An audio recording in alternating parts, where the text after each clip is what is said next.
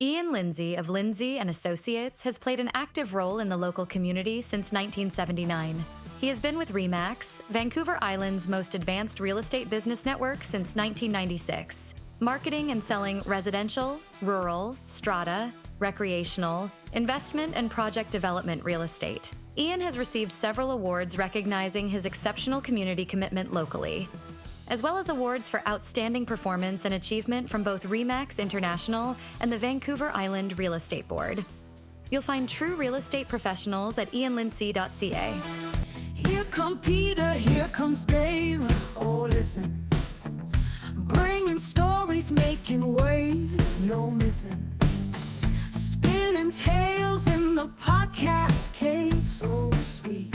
Laughs and insights everywhere, what a treat.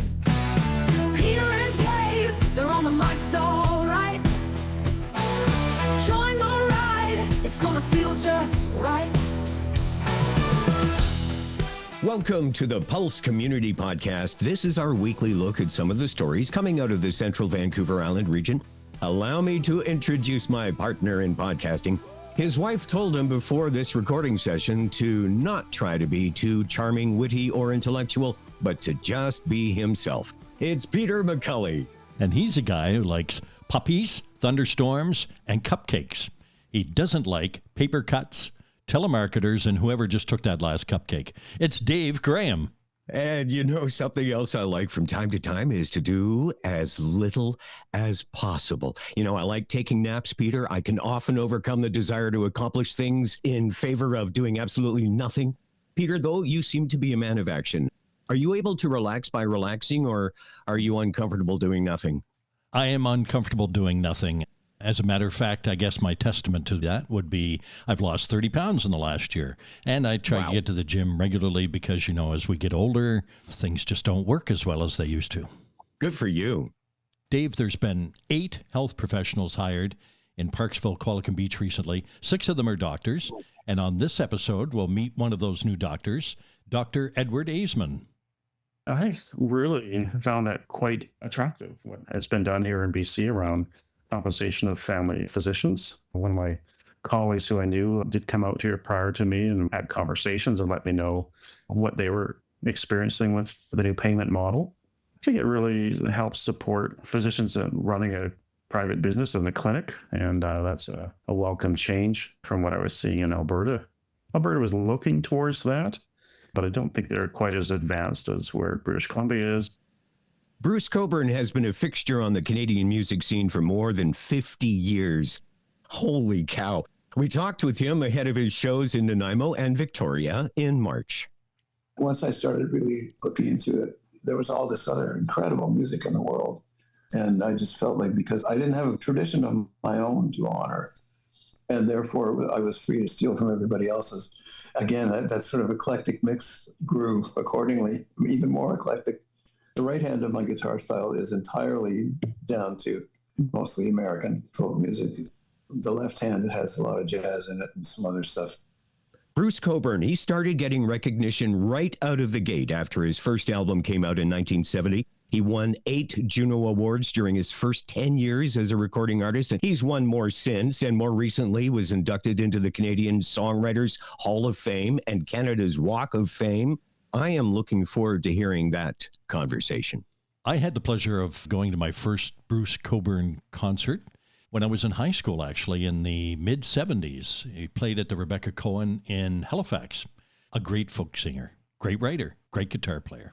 Dave, the bat phone or the speak to us line is blinking there. We have someone who left a message. Would you do the honors? Oh, I get to push this button? Hi, Peter and Dave. This is Joanna Osborne from Pancake Pictures. I wanted to let you and your listeners know that we're inviting community members who knew and loved Flying Phil to come forward and share their stories with us. We're partnering with the Flying Phil Memorial Project, and we will be filming interviews on Valentine's Day, so Friday the 14th, and Saturday the 15th at the Village Theatre in Qualicum Beach.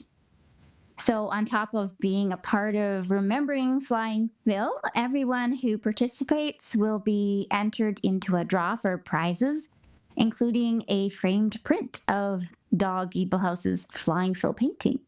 If you'd like to be a part of the project and share your story, which we hope you do, please contact me, Joanna, at info@pancakeproductions.ca.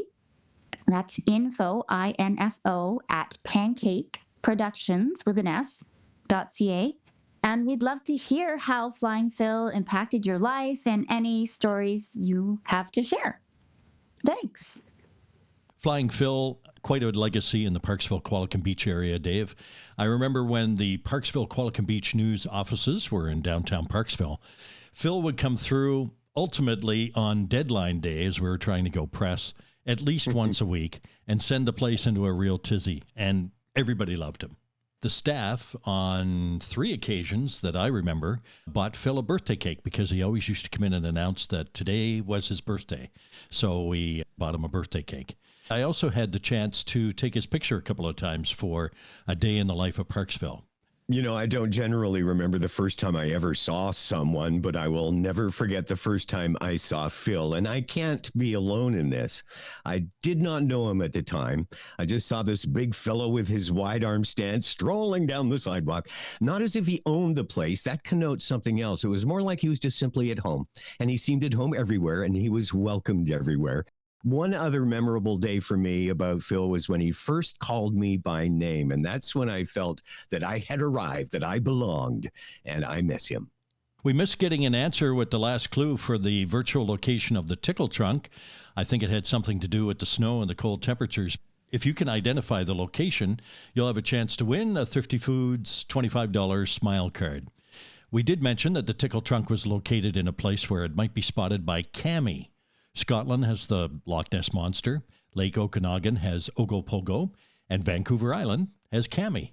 If you can name the location of Cami, the name itself is a pretty good clue. It could be worth that $25 Thrifty Food smile card. Email your answer to contest@thepulsecommunity.ca. And if you need a clue, you can refer to Skookum Kid Story, episode number 8. It took place at the same place you'll find Cami.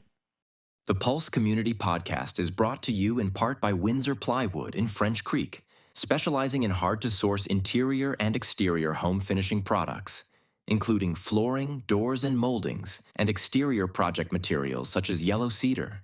Windsor Plywood French Creek carries high-quality, responsibly sourced products and are committed to providing outstanding value and personalized, one-on-one service to all of our customers, homeowners, do-it-yourselfers, renovators, builders, designers, craftsmen, and contractors. Regardless of the type or size of your project, Windsor can help you bring your vision to life from start to finish. Let Windsor Plywood in French Creek help you with your renovation, new build, or building project. Visit them online or call 752-3122. Future guests on the Pulse Community Podcast include Trish Widdershoven, who is the chairman for a fundraiser for a news place. They have a lot of upgrades they need to do to the building in the near future, so we'll chat with Trish about that. We also have Jeremy Perkins of the award-winning French Press Coffee Roasters in Parksville and Qualicum Beach. Jeremy will talk all things coffee. As well, he changed Dave's world with just a couple of cups of special brews, so you'll want to listen to that. We're also going to spend some time with a man known for making friends wherever he goes. Valdi of Salt Spring Island has upcoming performance dates on Vancouver Island. He'll join the Pulse Community Podcast in the coming weeks. We Vancouver Islanders are sometimes prone to gloating about the fine weather we generally get, especially during winter when talking with friends and family from, say, Ontario or Alberta. But we finally got a taste of season-appropriate weather recently with a double dose of cold and white. We were still going to go out anyway. We were going to change from our shorts to our pants and venture out to find out what folks think about Valentine's Day. And but it's snowing again, and we're Islanders, Peter. We've adapted. Is that an icicle on your nose? Oceanside Seaweed. That little pot shop is Parksville's first licensed cannabis store. Since April 2022, Seaweed is under new ownership. With a product expert at the helm, that includes 2 decades of retail mastery and 7 years in the cannabis industry, Seaweed is a legacy in the making, with cannabis products regulated by Health Canada. Community-minded seaweed is a member of the Parksville Chamber of Commerce, the Parksville Downtown Business Association, and the Retail Cannabis Council of British Columbia. Those 19 plus can drop by the store at 154 Middleton Avenue next to Tablet Pharmacy. Open Monday to Friday, 9 a.m. to 8 p.m. Weekends and holidays, 9 a.m. to 7 p.m. Visit the online store at seaweedoceanside.ca. If you would like to be a part of the podcast, you can. Join Peter and Dave through the Speak to Us link. You can literally leave the guys a voice message, or if you prefer, just send a text, click on the Speak to Us link to join the conversation. You'll find the links in the story notes and on the website, thepulsecommunity.ca. A recent joint announcement from Parksville and Qualicum Beach came as hopeful news to people in need of a family doctor. We have someone in the green room now who is ready to talk about this, and I bet he didn't even touch the cookies we left out. Marilyn? In the green room is Dr. Edward Aasman, who is one of 8 healthcare professionals to be recruited and moved to the Parksville Qualicum area. Dr. Aasman moved from Rocky Mountain House, Alberta, where with his wife they operated a family farm and bred and raised horses. Welcome to the podcast today, Dr. Aasman. Well, thank you for having me. Could you tell us what motivated you to make the move to British Columbia from Alberta? The move from Alberta to British Columbia was a bit multifactorial. Some of it relating to some changes in my personal life, and others were related to change and opportunities for my professional life as a physician as well. I understand you were pretty heavily invested in the area in Rocky Mountain House, Alberta. You grew up there, you went back there to practice as a doctor, and you and your wife owned property there. I was there pretty much my entire life, excluding my learning out of the University of Alberta, both my undergrad and my medical career. I did all my training in Edmonton. So Rocky was a great place to raise a family, great place to practice. Certainly was rural, so you did pretty much everything in a smaller community such as that, and the practice was very diverse. And just after 26 years, I was looking for a little bit of a change and a different kind of a lifestyle. Long nights of call were getting to be quite old. Well, let's talk about the personal life changes first. I understand that you and your wife raised horses and had a large farm in Alberta. Yeah, we had a large equestrian facility. My wife boarded horses, trained horses, bred horses, and taught lessons. We did that as a family with my 2 daughters, and eventually they grew up on me and moved on to university, which mostly prompted change in that part of our life. And it was time to sell the farm and then make a decision of where we wanted to live from there. Are the 2 daughters going to be doctors by chance? One of them is interested in being a doctor, the other not so much. Both are actually attending University of Victoria, which we kind of followed our oldest daughter out just to be closer and there. So when you moved to British Columbia, did you go looking for an area that could accommodate horses and your rural lifestyle? Yes, definitely needed some place for horses. My wife was not getting at riding herself, just more the business side of it, of having a facility for other people. And so mostly we looked towards Vancouver Island. I think that's what my wife and I had agreed on would be a nice change. And she knew the island and the area from some of her family members, and it's a place I think most Canadians visit once in a while or multiple times in their life. Certainly I have, and it's a fantastic place. The big draw was when we took my daughter to visit the University of Victoria before she started, and certainly the milder weather. I enjoy kayaking and biking, and we went out to the lakes here, and they're all open, and you could go kayaking, and when I returned to Alberta, the lakes were still frozen solid. What impact has this move had on your family and your personal life? It's been quite lovely. I enjoy gardening and cycling and kayaking, so I feel like this is the right place for all those activities. So I have a lot to learn on how to prune fruit trees, and it's a different gardening season here than it was in Alberta. It was much shorter. You could have frost in any month of the year where I come from. It certainly is quite nice to grow your own food here, and something I really enjoy doing, and I have not looked back. Dr. Aasman, you are aware of multiple groups who are promoting the area, trying to recruit healthcare professionals to the PQB area? My wife, as this was something that she was really, really wanting to do for the move, had researched the area and came across the Oceanside Division of Family Practice. And they had a fantastic recruitment video that we watched together multiple times and really piqued our interest for the area. And certainly the recruitment and support staff were fantastic from the Oceanside Primary Care and helping us find a practice and get comfortable and set up. Do you have your own office, or are you in with another group of doctors? There's two of us in the practice. The biggest change was in Rocky Mountain House, we just had one clinic. We all worked together, both covering the primary care side and the hospital side. And certainly coming here, there's piles of individual smaller clinics rather than a larger clinic to join into. Let's talk about the medical systems for a moment. Does the workplace culture differ between hospitals and clinics in British Columbia and Alberta? That's a little more tricky one. I think one of the things you're seeing in British Columbia that's a little bit different from Alberta's is a little bit more investment into primary care, both delivered by family doctors and nurse practitioners.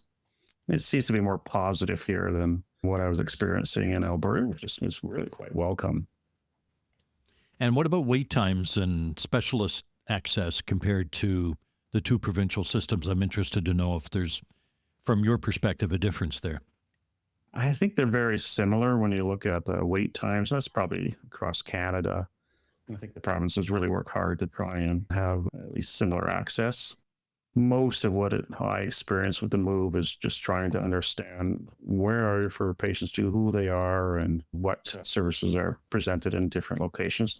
Not dissimilar from Alberta when you look at the smaller referral centers such as Red Deer, Lethbridge, Medicine Hat compared to the larger urban centers of Edmonton and Calgary and what's offered in the different locations for more specialized healthcare. And you were in Rocky Mountain House, Alberta, which I understand is about the size of Parksville Qualicum Beach. Yeah, I think when you look at the overall population size, they're quite similar. The town size might be a little bit smaller and a much bigger area. I did actually travel to clinics. Our 3 First Nation communities, which was a 260 kilometer round trip for the day. And certainly everything here is much closer together, but it's still quite a wonderful place to practice. Did you also notice a difference in patient demographics and health needs between Alberta and British Columbia? No, I would not say so. I mean, the health needs and patient demographics are quite similar. Certainly in Qualicum Parksville, there's a little bit more of a seniors population. Since being there, my practice, in my mind, is still reasonably well-rounded throughout the ages of patients. The BC government made some changes, some substantial changes to revising the provincial billing system for doctors and their compensation structure. Obviously, you took a look at that when you were leaving Alberta. Do the two compare? No, I really found that quite attractive, what has been done here in BC around compensation of family physicians. One of my colleagues who I knew did come out here prior to me and had conversations and let me know what they were experiencing with the new payment model. I think it really helps support physicians running a private business in the clinic, and that's a welcome change from what I was seeing in Alberta.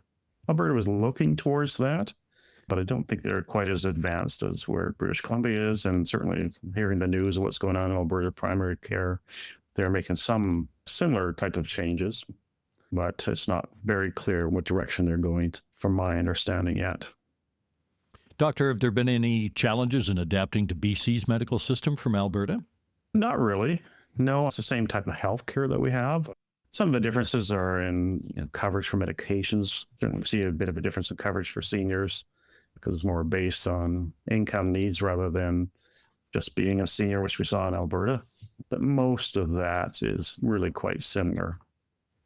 Doctor, how does the higher cost of living in British Columbia impact patients' healthcare decisions, do you think, compared to Alberta? I have to be honest and state that I haven't seen a big change really in cost. I think the biggest change would be the housing cost.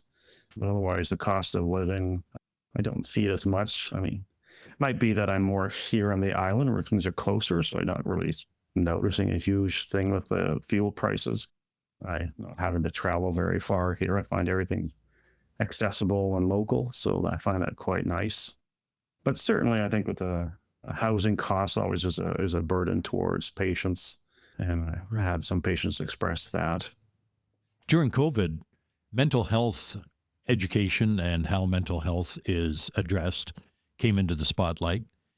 I wanted to ask if there's any contrast you noticed in how mental health is being addressed between Alberta and British Columbia. That's a harder one to answer because I think that's one of the ones where, being new here, I'm kind of uncertain where patients go to. So far, I've seen patients at least be able to access help for mental health. And certainly as a family doctor, my role is to provide mental health support as well for my patients. So hopefully I give them some of the mental health support they need. And if they need something further, then that could be found for the patients, although it is a little difficult, but Alberta wasn't less difficult either. What surprised you most about practicing medicine in British Columbia or in Parksville Qualicum Beach in particular? I think the biggest change for myself was coming from a place where part of my role was providing emergency service and hospital service. Here, I'm more focused on providing in-clinic primary care service and hopefully trying to keep people out of hospital and keep people well. But certainly my role in Rocky Mountain House had a fairly large component of hospital associated duties as well, where I'm not seeing that here. And it's a nice break. I don't look to go back to a facility type of work for the rest of my career. I think there's a great place in family medicine to try and help our patients stay well and be able to stay out of the acute care needs, hopefully. It won't be able to completely mitigate that, but hopefully they can help them stay well as long as they can. You mentioned you were out here and the lakes were open, but they weren't open in Alberta. Are there seasonal health patterns that differ between Alberta and BC patients? I don't think there's so much seasonal health patterns, but certainly what I find here is that there is a fantastic ability for patients to be outdoors and have the rewards of nature for mental health and also for physical health. Certainly my patients are easier to get out and walk here than I would have experienced in Alberta when it's, minus 20 to minus 40. Most people are indoors, and in a smaller center where I was from, there's limited ability for them to find a place to be active in the wintertime when it's really cold, particularly for our seniors. I think in the larger urban areas, and they might be able to go to some of the larger centers and be able to walk around, but we didn't have that in the smaller communities. So that is really a wonderful thing that the mild weather here affords the population. The healthcare needs of us as people are very similar. Mm-hmm. The diseases are similar. Trying to keep people well is going to be similar, whether you're in Alberta, whether you're in BC, whether across Canada or across the world. I think that's something that in Canada we've really lacked our good investment in. Primary care provided by family doctors and nurse practitioners, and like the BC kind of stepping up and trying to improve that investment in the health of the citizens of BC. My real belief in family medicine is that, my job is to help people be well, live well, and stay well, whether they're in their working time, whether they're in their retirement time, whether they're young, so that they can have the opportunity to just thrive and excel. I've done a lot of health leadership through the Alberta Medical Association. I was president of the section of rural medicine. I was involved in negotiations with government. And I think the big one that is probably seen across Canada is that we've really invested in waiting for people to become unwell. So we've got this fantastic hospital systems going across our provinces and across our country with emergency departments, everything that's really important. But I think the investment that we make in trying to keep people well and help manage their chronic diseases has not been up to the same level or the level that they probably need. And I think that's where government is starting to realize the value of family medicine is that if we're always waiting for people to get ill, that gets really, really expensive. I think if you look at most of the cost of the healthcare system, it has been on that acute care side and emergency side rather than on the primary care side. Thank you for your time, Dr. Aasman. Well, you're very welcome. It was a pleasure having this conversation with you. You take care. In all of Canada, Parksville has the highest concentration of residents 65 years of age or older. This is based on Statistic Canada's population estimates from 2022, But regardless of that, an older population does suggest a greater need for medical practitioners. And this, as my therapist used to say, why, this is a good start. Thanks for listening and being part of the Pulse Community Podcast. We're here to tell the stories that mark our lives here on the island. We also have a growing stock of stories for kids. Listen for the adventures of Dave and the Mellow Submarine, along with Peter and Gracie the Eskimo Dog. Follow the links to find our treasure trove of Skookum kid stories. Oh, hey, I got a story for you. I was living in Toronto, working in a big-time radio station. This is, 30 years ago or something. One evening, I was at Ontario Place to bring someone on stage for a musical performance. Ontario Place is an attraction extending over the water of Lake Ontario. Magnificent place. It used to have a circular stage that rotated in the center of the audience. It isn't there anymore, but it was a really fine facility. I was out there one night doing my MC thing, then I wrapped up and I wandered into the backstage area afterwards, and I found myself standing near a tall gentleman. He was facing away from me watching the show, and it was just the two of us there. Nobody else was nearby. And I glanced up at the guy and I realized instantly, holy crap, that's Bruce Cockburn. And that was that. What? That's it? Well, I stood there trying to think of an opening line and I thought, hey, you're Bruce Cockburn. Just was not going to cut it. I ended up walking away, not having said a word to a guy I admire and really wanted to talk to. It seems I couldn't even come up with hello. It didn't dawn on me until I think quite long after that. I figured out I was unable to speak. Not because I was star-struck, but rather I was rendered mute because I couldn't think of anything to say that would fit with what I thought was my cool image. And blurting out, gee whiz, mister, I really like your music, just seemed like a vapid thing to say, so I didn't say anything. You know, I'll admit, there was also a part of me that said this guy had found a secluded spot to watch the show, and I should just leave him alone to enjoy it. So opportunity lost. But Peter, you had the nerve to have an entire conversation with the man, and Marilyn is ready to set it up. In the green room is Bruce Cockburn. The Canadian folk singer has had a unique career spanning over 5 decades. He has written more than 350 songs on 34 albums and has sold more than 1 million albums in Canada alone. Thanks for taking the time to be with us today, Bruce. We appreciate it. Oh, thank you for having me, and it's great to be with you. You grew up just outside of Ottawa. How and when were you introduced to music? There's a fair amount of mythology floating around about the various details, but in fact, I grew up in what was then the West End, what's now Westboro, which is a trendy neighborhood now, but back then it was just an old suburb. Taking music lessons at my parents' suggestion when I was in grade 5, maybe something like that. I took clarinet lessons for a year. Clarinet was kind of a weird instrument for me, and I switched to something that seemed cooler at the time, which was trumpet. And I played that for 3 years. And then I got to high school, and the music teacher in high school and I didn't see eye to eye, and so I kind of dropped music altogether. When I was 14, I found a guitar in my grandmother's attic. It was an unplayable, really old thing, but it was very exciting to me, and I got so interested in it, it seemed like obsessive with it. My parents came up with the idea that they'd support me playing the guitar if I promised to take lessons. And we're talking here now, this is 1959, and I also had the promise to not grow sideburns and get a leather jacket, which were easy promises to offer because, they were in control of my hairstyles in those days anyway. It went from there. I took a couple of years of lessons, and during that time, my musical interests expanded hugely because I was introduced to all kinds of stuff I hadn't encountered before. I mean, I wanted to be like Elvis. I wanted to play the guitar like Scotty Moore, who played with Elvis. That was my model initially. But then I got introduced to jazz, eventually to folk music and all kinds of other things. And all of it kind of went in and created this sort of musical soup that is what I draw on when I'm playing now. It is very distinctive. There's elements of jazz and folk, and you mentioned Scotty Moore as the guitarist. Were there other guitarists or musical genres that shaped your approach to how you play the guitar? Initially, it was the rock and roll guys like the Richie Valens and Dwayne Eddy.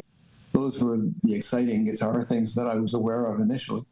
Then along comes the jazz thing, and there's Wes Montgomery and a less well-known but really great jazz player named Gabor Szabo, who was active in the 60s.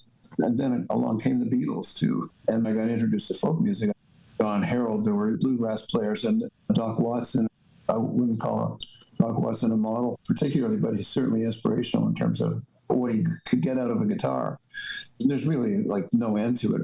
Along comes Jimi Hendrix, and he became an influence. And I've had such a varied, like in the early days, kind of exposure to so many different styles and approaches to music that it's hard to pick out one influence that's bigger than the others.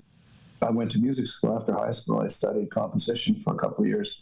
If I had carried on that course, I would have ended up writing music for large jazz ensembles, which was what I thought I was going to be doing. But then I got captivated by songwriting and things lurched off in another direction. After you graduated high school, you hopped about to Europe and became a busker in Paris. That must have been an education in itself. Probably you have a story or two you can tell us about that time in your life? Yeah, it was a wild, kind of extended summer, basically. I took the boat from Montreal to Norway. It was a Norwegian freighter. It was the last generation of freighters before they switched to container ships.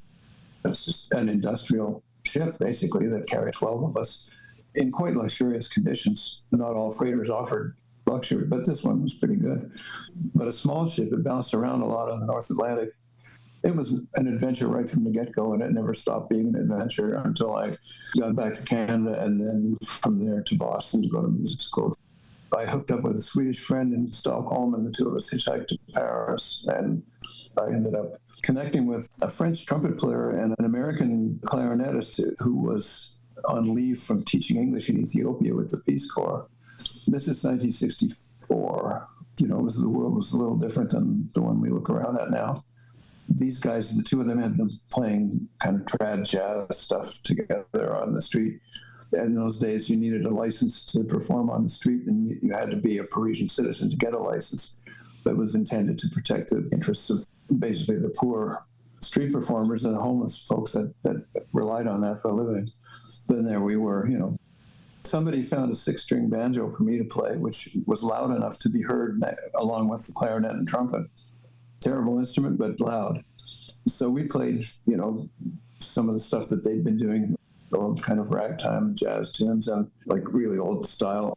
Some of the songs I knew, some Elvis Presley songs and some other stuff. And we attracted a lot of people, probably because we were loud. I don't know if your listeners are familiar with the layout of Paris at all, but Montmartre is a large, not exactly a mountain by our standards, but a pretty big hill in the middle of Paris with a basilica at the top. That's an important religious structure. And this big staircase that winds up the hill. It's a beautiful, broad kind of marble staircase. So we're sitting on that staircase playing in the evening, and we had a lot of people gathered around, and there's this young guy. It didn't look like it was a uniform. He was just in a sailor suit doing the Charleston around the steps on it, And all of a sudden, there's these 3 guys standing in front of us. They looked like thugs, and one of them says, "Let me see your papers." My immediate reaction was, "Who the hell are you?" Get out of here. Fortunately, the French trumpet player that was sitting next to me elbowed me in because he kind of understood what was going on better than I did. These guys were cops, and they were in plain clothes, but one of them had a revolver sticking out of his hip pocket. And so it was kind of like, okay, well, we're not messing with these guys, whoever they are. But they were police officers, and they were busting us for playing without a license and hauled us off to the Montmartre police station, which was kind of like the Dodge City jail. They had their guns hanging on hooks on the wall, and there were 3 old women, I presume hookers, in the holding cell at the back of the room that were trading kind of lewd jokes with the cops. And they kept us there for about 3 hours and questioned us. And the guy behind the desk, the sergeant, claimed to not believe that I was a foreigner. He thought I had a false passport. He accused me of having a false passport and of being really a Parisian in disguise. I knew he was putting me on. It never seemed very dire or serious, but they let us go after a while. And that was kind of pretty close to the end of our run as street performers in Paris. But we had been at it for a couple of weeks by that time, and it was a living in a certain sense. You made enough to keep yourself fed? You could buy French fries and $1.98 wine, which is pretty much what I ate. And then from Paris, you went to Boston to the Berkeley School of Music for jazz? Yeah, that's right. I majored in composition with guitar as my instrument. I was there for a couple of years and then dropped out and went back to Ottawa, joined a band. The first folk festival that you played solo at was the Mariposa Folk Festival in Ontario in the late 60s. Have you continued to play there over the years?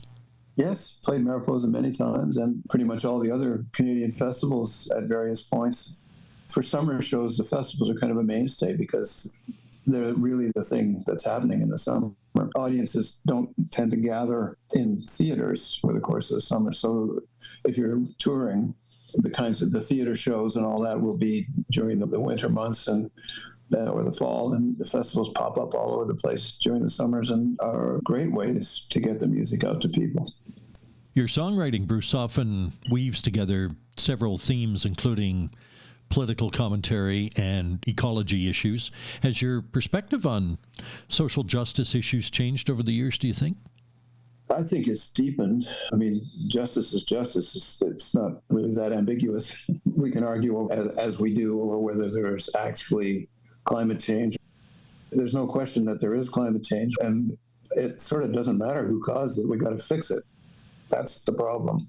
Back when I wrote If a Tree Falls, for instance, in the early 80s, I certainly had not been previously aware as I became around the time I wrote that song, of the destruction of rainforests and what that meant for the world of tropical rainforests. My only exposure to a rainforest was in British Columbia. There's plenty of destruction in that setting too, unfortunately, but it's the vast tracts of tropical forests that are actually part of the climate change picture in a big way that I learned about back in the day. I had heard a documentary on the radio on one of the college stations in Toronto about what was going on in Borneo, destruction of the forest, the clear cutting, the displacement of the indigenous people that were living in the forest, and the dire effects on them, etc. And that kind of what triggered the song. But as soon as I started looking into the issue, there was all this other information there too. And this is like 40 years ago now. We knew this stuff was happening, and nobody's stopped it.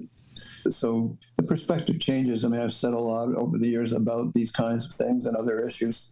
Saying stuff about it is pretty much what I'm limited to doing. I'm not a scientist, and I'm not going to be out there physically involved in addressing these issues, but someone in my position, having the ear of an audience, can pass on information and the feeling of things, especially the feeling of things. So, I'm still interested in that. The most recent album has a song that Susan and Gluekark and I co-wrote about climate change. In that case, it's about the ever-increasing droughts and fires and so on. That issue, more than any other, is really the one that's front and center for me. The political issues keep intruding on that because really that should be the focus for all of us. We have to keep the planet going, or there's no point in worrying about the rest of the stuff. What's going on in Washington right now, that kind of distract us from the real issues. And we can't not pay attention to those things too. They have ramifications.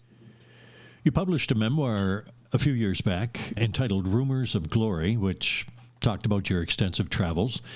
Which places impacted your worldview and creative expression the most, do you think? Well, I think it'd be hard to pick out a single place, but the travels in what used to be called the third world, in the developing world, let's say, that has had a profound effect on my understanding of the world, my relationship to it, and our relationship to each other as people. Because you can see TV footage of a refugee camp or whatever. It doesn't convey what it's like to be among people that are forced to live in those circumstances, that have fled from horrors that we can only imagine. Thank God we can only imagine them. But we can never take it for granted that we won't get to experience them. Certainly, I got a big hit, characterized as a sense of solidarity with humanity, a sense of empathy and compassion. I wasn't without those things before I encountered the realities of what it's like for people in the tough places in the world. But it pushed me to grow in those directions and to have a much broader understanding of what it is to be a person in the circumstances we're in. Bruce, your guitar instrumentals, like Water into Wine, show a very strong Celtic influence. How has traditional folk music shaped your style? It's certainly in there, along with all the other stuff. In the early 70s, I went through a phase where I chose not to listen to anybody who did anything like what I do.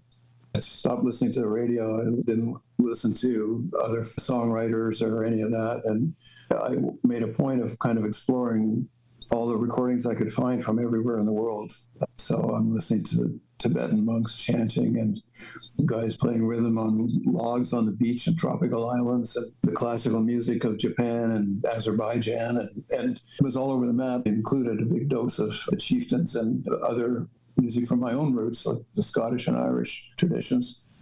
I always felt like it was not exactly a right, but something like that, to just basically steal from everywhere. Because English Canada, in my experience, didn't really provide much of a tradition. There's some logger songs from Ontario, fishing songs from the Maritimes, but that stuff never caught me. But once I started really looking into it, there was all this other incredible music in the world. And I just felt like because I didn't have a tradition of my own to honor, and therefore I was free to steal from everybody else's. Again, that sort of eclectic mix grew accordingly, even more eclectic. The right hand of my guitar style is entirely down to mostly American folk music. The left hand has a lot of jazz in it and some other stuff. Are there any writers or poets, on the other hand, that have influenced your songwriting style? Well, Bob Dylan did in the beginning, in a huge way. John Lennon, too. Lennon and McCartney. But the influences I recognize, anyway, come from literature, from the poets that we studied in school coming up, T.S. Eliot, Dylan Thomas, from my discovery of the beat writers, Allen Ginsberg, William Burroughs, and Jack Kerouac. Those three in particular were influential. I get influenced by everything I run across that touches me.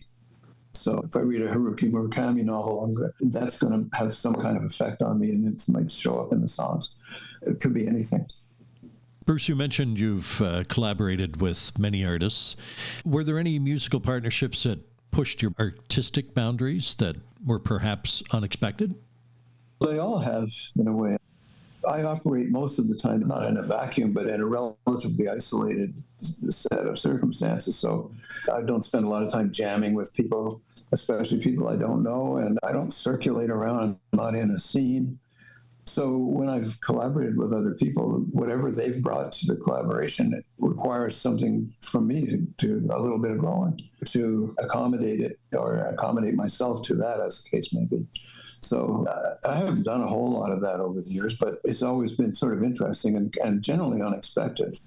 I have my own process that I don't look at too carefully, right? Like how I write my songs. I get an idea, I play with the idea, I work it into something. There's no real formal process there. But when you get together with someone else, some degree of formality is required just because there's two of you now. You know, when Susan and I worked on the song on the more recent album, we weren't even physically present. We were communicating on the phone and on the internet. She was in Toronto or the Arctic, but we got it done. Just sending stuff back and forth. How about this? How about this? And she had her ideas that she wanted to include, and you never know when you go into something like that. I know people who are kind of professional songwriters, quote unquote, people who co-write songs with all kinds of different people all the time. I don't know how they do that. I have no insight into that. People say, you know, let's get together on Tuesday at 2:00 and write some songs. And then maybe one of those songs turns out to be a country hit or something, or a pop hit. But, you know, I have no insight into how that gets done. Bruce, could you tell us about the inspiration for the tune Wondering Where the Lions Are? I had a relative who worked in the international security world. And at the time, this is like the end of the 70s, Russia and China were at odds along their mutual border. There was some cannon fire back and forth, and it looked quite volatile. All I knew about it was what was in the news. But I had dinner with this relative on this occasion, and he said, you know, we have a hotline with Russia. We know they have nukes, and neither of us is going to surprise the other because we know that's going to cause a problem. So anytime we do anything that is going to look suspicious, we're going to call each other up and tell them what we're doing. But China isn't part of that equation.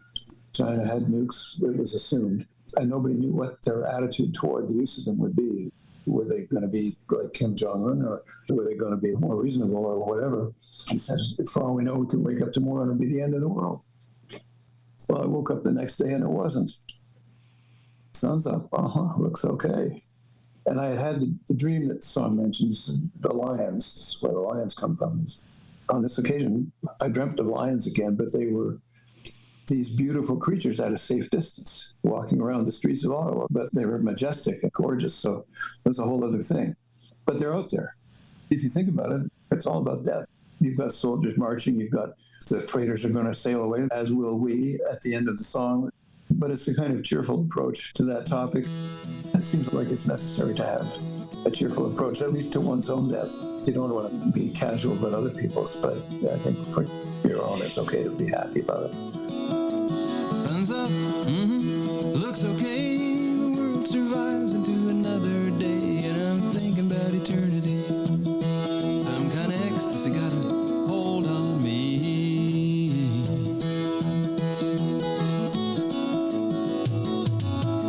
I had another dream about lions at the door. They weren't half as frightening as they were before, but I'm thinking about eternity. Some kind of ecstasy got a hold on me.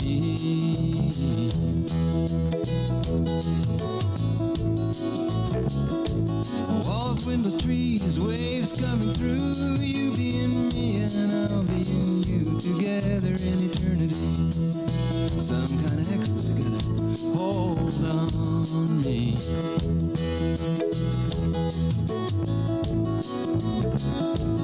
Up among the firs where it smells so sweet, or down in the valley where the river used to be, I got my mind on eternity. Some kind of ecstasy got a hold on me, and I'm wondering where the lions are. I'm wondering where the lions are. I'm wondering where the lions are. I'm wondering where the lions are. I'm wondering where the lions are. I'm wondering where the lions are.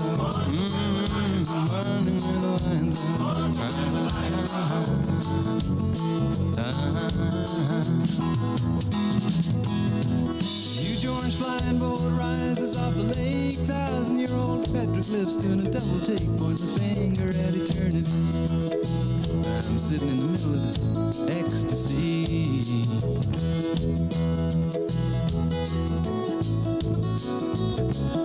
And a young man marching, helmet shining in the sun, polished and precise like the brain behind the gun should be. They got me thinking about eternity, but some kind of ecstasy got a hold on me.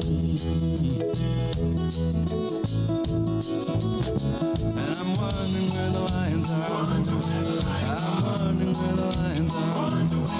I'm wondering where the lions are. I'm wondering where the lions are. I'm wondering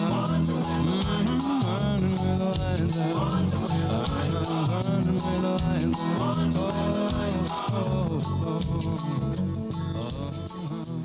are. Bruce, your manager is Bernie Finkelstein, who founded True North Records. He is. In the beginning, he was the record company. He started True North Records to put out my first album. So that was the first album on True North, and it was my first album. So we started that together, and after the album had been out for a few months and it was getting a lot of interest, it became apparent I was going to need a manager, and Bernie suggested that I engage him to be that. And it seemed like a good idea, so I did, and here we are. You know, interestingly, too, it's not typical of music business. In fact, I think we're the only people I know that have been a manager-artist relationship that's lasted this long. And it's on a handshake. We never wrote anything down. We're both kind of proud of that. And True North has done really well over the years, especially with Canadian talent. That was its main mandate, and it has done well. And Bernie sold it probably a decade or more ago, and it was recently sold. But True North has been a great label, an important part of the Canadian music scene for all these decades. There was John Mills Cockle, who was like one of the first ever synthesizer players doing that kind of pop-ish electronic music. And there was Murray McLaughlin, another great songwriter, and Rough Trade in the 80s, the band, which was a super interesting and highly entertaining band. Lots and lots of people over many years. Bruce, thank you for your time today. You've been quite generous. Oh, thank you. Appreciate your interest. Bruce Cockburn, and I'm going to pull out that old phrase, he's a Canadian treasure. Truly, though, a remarkably accomplished man. But I fear because of his style of music and that his peak years, at least in terms of commercial success, were a few years ago now, that he just isn't as appreciated by Canadians as he might be. Peter, what was your takeaway from that conversation? Having seen him in concert, I would say that my takeaway was he has such an appreciation for music all over the world, whether it be world music, Celtic music, instrumental music, folk music. He's a student of the craft, and he's done remarkably well, a very talented lyricist. The Pulse Community Podcast is brought to you in part by Windsor Plywood in French Creek, specializing in hard-to-source interior and exterior home finishing products, including flooring, doors, and moldings, and exterior project materials such as yellow cedar. Windsor Plywood French Creek carries high-quality, responsibly sourced products and are committed to providing outstanding value and personalized, one-on-one service to all of our customers, homeowners, do-it-yourselfers, renovators, builders, designers, craftsmen, and contractors. Regardless of the type or size of your project, Windsor can help you bring your vision to life from start to finish. Let Windsor Plywood in French Creek help you with your renovation, new build, or building project. Visit them online or call 752-3122. Ian Lindsay of Lindsay and Associates has played an active role in the local community since 1979. He has been with RE/MAX, Vancouver Island's most advanced real estate business network, since 1996, marketing and selling residential, rural, strata, recreational, investment, and project development real estate. Ian has received several awards recognizing his exceptional community commitment locally, as well as awards for outstanding performance and achievement from both RE/MAX International and the Vancouver Island Real Estate Board. You'll find true real estate professionals at ianlindsay.ca. Hey, Peter. Yes, Dave. I have another story for you. Does this one have a point? It has suspense. It has a character of mythic proportions. It has mystery and history. Well, you've piqued my interest. What's it about? I cannot say. I'll say this. It is a true story about a wild and frightening encounter as told by one of the eyewitnesses in his own words, and it will be coming up on a future edition of the Pulse Community Podcast. It is pretty exciting stuff, I will tell you that. Okay, well, thanks for leaving us hanging. We appreciate it. And having said that, we welcome suggestions for stories, exciting, mythical, or otherwise. We also appreciate hearing your comments and questions. Type an email. Dictate an email, text a message, or speak to us using your own voice. Follow the contact link at thepulsecommunity.ca and in the story notes. What do you say, Dave? Time to check Mabel's special in the cafeteria? Oh, she's into slogans now. Did you see yesterday's? Lose that frowny, eat a brownie? This could get dangerous. I'm willing to take the risk. Okay, let's go. Here come Peter, here comes Dave. Oh, listen. Bringing stories, making waves, no missing. Spinning tales in the podcast cave. So sweet. Laughs and insights everywhere. What a treat.